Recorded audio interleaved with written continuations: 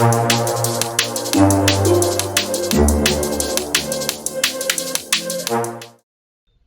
still remember that Denver sunrise on my first Monday of retirement.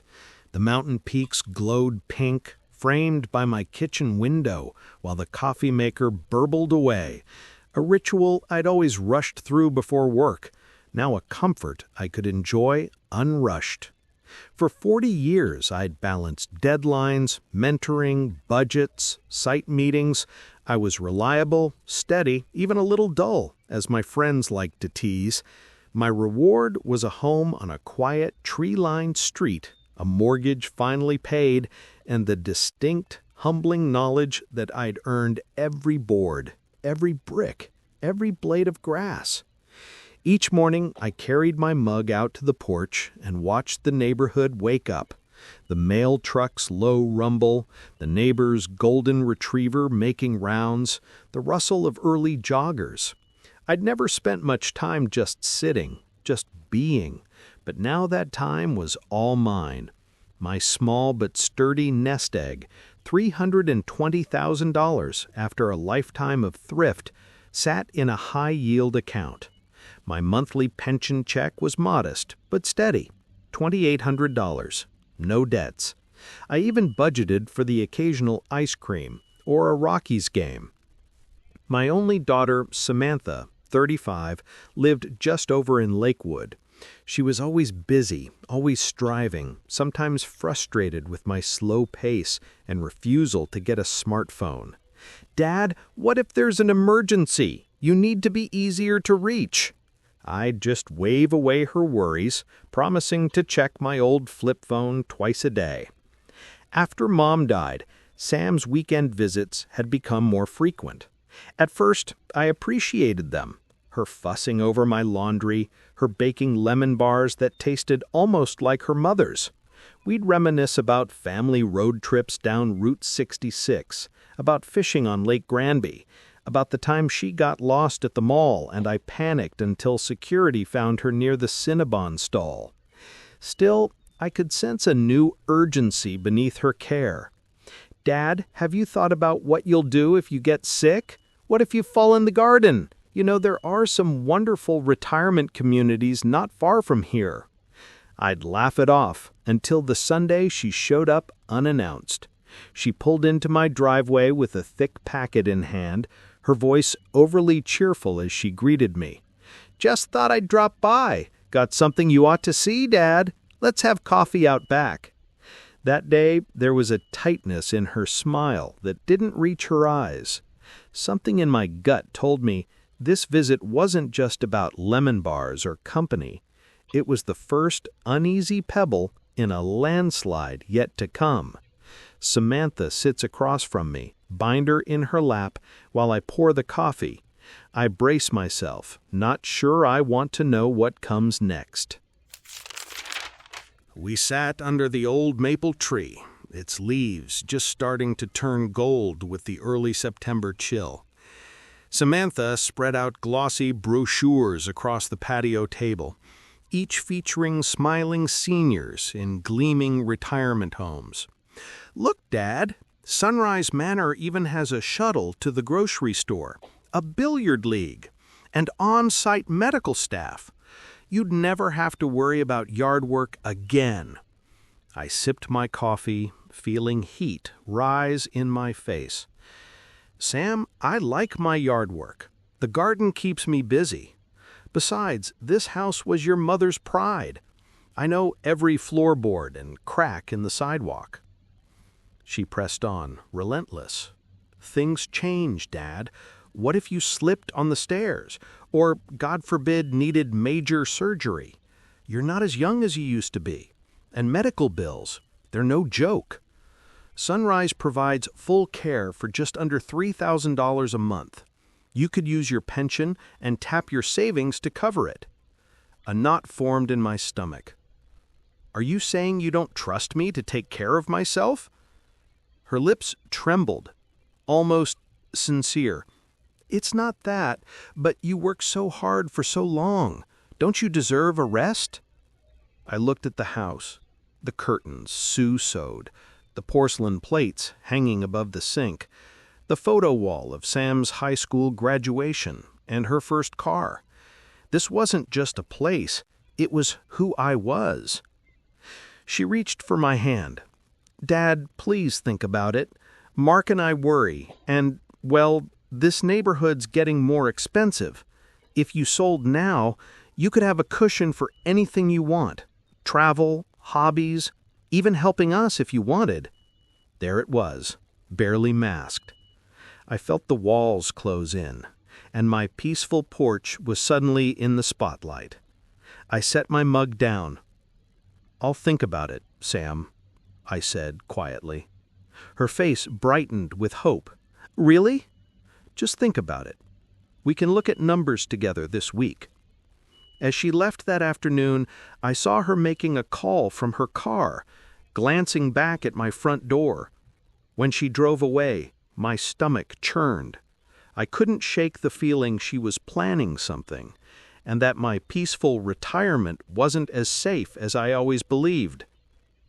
Later that night, I couldn't sleep. Her words echoed, and for the first time since retiring, I wondered if I could really trust my own daughter. That night, long after Samantha's car had disappeared down the driveway and the neighborhood settled into its soft after-hours hush, I sat awake in bed, unable to silence my churning thoughts. The digital clock glowed 1:43 a.m. I told myself I was being paranoid. Samantha was my daughter. She'd never. But her insistence on moving, her carefully rehearsed words, left a bitter aftertaste. Unable to sleep, I got up and wandered the hallway, letting muscle memory guide me as I checked the locked doors and turned off lights. Then I saw it. The glow of my living room lamp, left on after Samantha's visit. I sighed, stepped quietly across the hardwood floor, and was halfway to switching it off when I froze. Her voice floated in from the porch, muted and urgent, a phone call late at night. I stopped in the shadows, close enough to hear. "No, listen," Samantha whispered, voice low and urgent. "If Dad moves to Sunrise Manor and we sell fast, we clear almost $500,000 after fees. Yes, I've checked with 2 realtors. All we need is his signature, then we're in the clear. No, he won't resist if I push the safety angle. He trusts me. I'll keep nudging. Besides, we need a solution for the cash flow, Mark. We can finally start that development. College funds, everything." She laughed shakily, not like the girl I raised. I felt something snap inside me, some protective illusion, gone for good. My hand trembled on the doorknob. This wasn't just overzealous worry anymore or a misunderstanding. This was plotting, and I was the asset. My history in this place, my quiet mornings, my wife's rose bushes, all just numbers to be liquidated. As she continued, discussing timelines, agents, and selling off furniture I'd built with my own hands, my skin prickled. I saw flashes, Samantha's first bike in the garage, Christmases by the fireplace, her mother's smile as they baked cookies. Now, the kitchen was a bargaining chip, a bankroll for someone else's dreams. Motionless in the shadow, I realized I'd never felt more alone in my own home. The floor seemed to tilt beneath me, all sense of safety gone. My fingers gripped the frame of the hallway mirror, and all I saw was the worn, tired face of a man blindsided by his own trust. Retreating silently, I closed my bedroom door, heart thudding painfully. I was no longer just retired. I'd been targeted. Tonight, sleep would offer no comfort. Tomorrow, I'd wake to the hard task of protecting everything I'd spent my life building. At sunrise, I watched the light hit my wedding photo on the nightstand, its silver frame now a line in the sand. I knew, with heavy certainty, what I had to do next. By sunrise, I'd mapped out my strategy in the stillness of my old office, braced with black coffee and resignation. I sat at my wife's antique desk and dialed the lawyer's number with fingers that now felt surer than I expected. Charles called back before the second ring, clearly reading the urgency in my voice. "James, you okay? Come by this morning. We'll take care of it quickly." Driving downtown, I replayed every moment with Samantha for the last couple of years. Her growing insistence on helping with bills, her comments on the house's equity, her cheerful offers to downsize my things. The pattern felt so clear now, so painfully obvious. Charles listened in professional silence while I detailed what I'd overheard. "She's my only child, but this isn't love. Not the kind I thought," I said, voice cracking. He only nodded, then efficiently rewrote my will, each legal phrase tightening the circle around my real intentions. I left it all, the house, savings, insurance, to the Colorado Veterans Relief Fund. My wife would be proud, I thought, as I signed and initialed each page. The return home felt lighter somehow. The gold Colorado sky split only by my sense of resolve. That afternoon, Samantha called again, her voice syrupy sweet. "Dad, any thoughts on Sunrise? Mark and I could tour it with you this weekend." I steadied myself. "Sam, I'd like to have dinner together tomorrow. Just us. I have something important to discuss."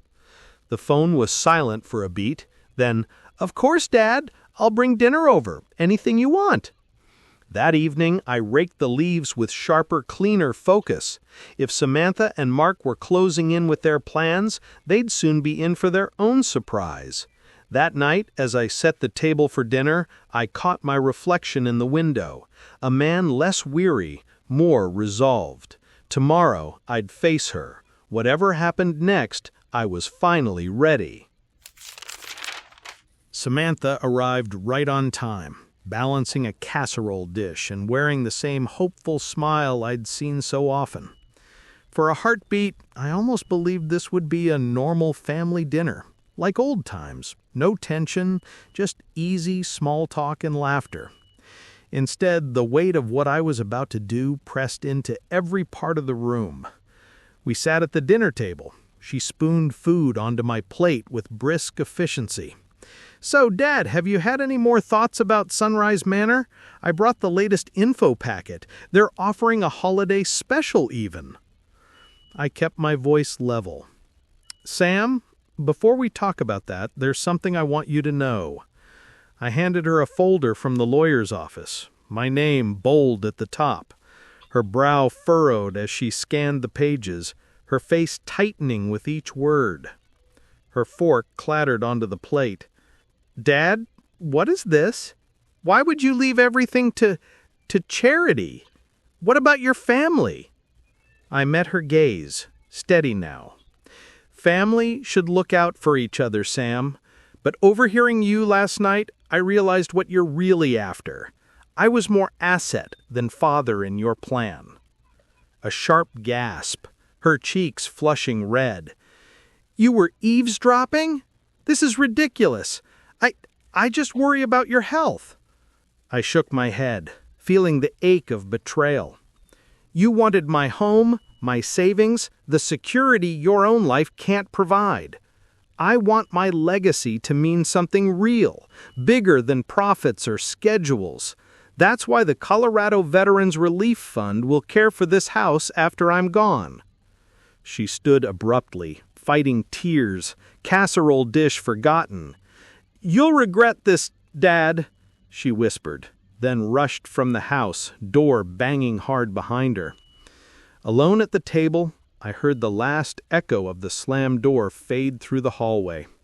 I stared down at the documents, my hands finally steady, and knew there was no turning back. The following week settled into a new stillness. the house quieter but more peaceful. I found strength in routines, tending my late wife's rose bushes, sipping coffee at sunrise, writing letters to the local veterans charity. Without Samantha's frequent calls and unannounced visits, I slowly rediscovered parts of myself lost to years of compromise and second-guessing. One breezy afternoon, I delivered boxes of groceries and handwritten notes to the Colorado Veterans Relief Fund. The reception was warm. A former Air Force mechanic shook my hand, sharing stories of sacrifice and hope. In his eyes, I glimpsed the honest gratitude I once expected from family. It was healing, a reminder that generosity, real and without strings, can still find a home. I'd be lying if I said I didn't miss Samantha. Sometimes seeing her childhood bike in the garage or the faint pencil lines on the kitchen door frame from years of growth charts, it all brought a lump to my throat. But her silence gave me room to breathe. I reflected on everything I'd built and what it meant to walk away from bitterness, instead choosing dignity, charity, and a legacy not tied to blood, but intention. Before locking up for the night, I stood in the quiet hallway, the air scented with late-blooming roses.